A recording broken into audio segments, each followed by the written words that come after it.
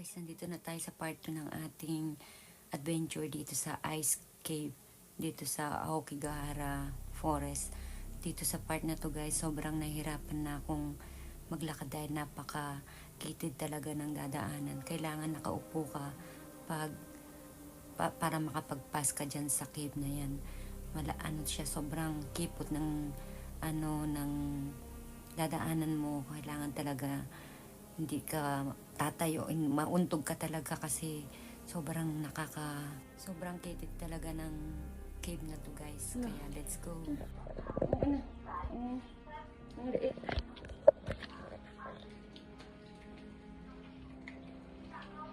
Kailangan nakapagilid ka naglalakad.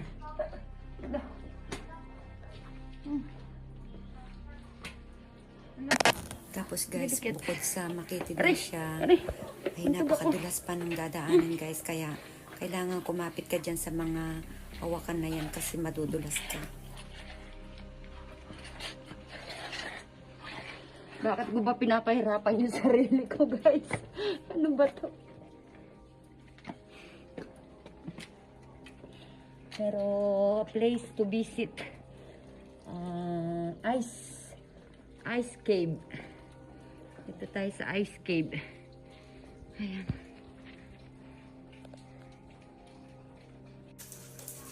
Ko alam guys bakit ko pinahirapan yung sarili ko. Ganda, lamig. Lamig ng place guys. Sayang wala nang yelo ngayon. May lagusan daw dito papunta sa... Guys, dito naman sa part na to, meron siyang lagusan papunta dun sa Enoshima Island sa Kanagawa. Pero sabi nila, may kakaiba daw dun. Ayoko na sanang banggitin dito. Alam nyo na. Ito yung cave, ito yung lusutan pwede ka makapunta ng Enoshima. Ang Enoshima ay isa siyang ano ba to? Island. Enoshima Made, pero ano daw, para kang pumunta rin daw ng ng hell. Ay ayoko nga diyan, nakakatakot.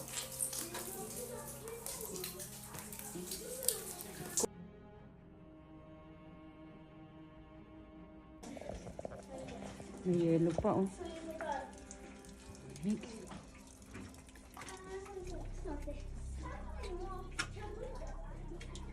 Kori aro kara samoyんだよ. Oh yeah, oh yeah. Dito sa part na to guys, parang na-feel ko, parang may diwata akong nararamdaman. Parang ang galing, ang sarap ng pakiramdam guys.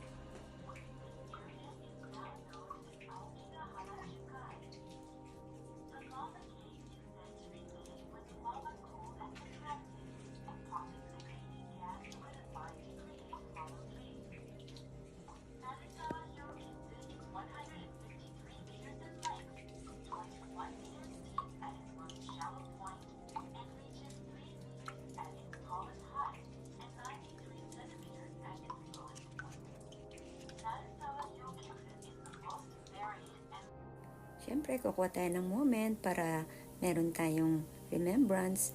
Thank you sa panonood. Kung umabot ka dito, sana pa-like po and share. Thank you and follow. Multiple tides cave on the foot of Mount Fuji.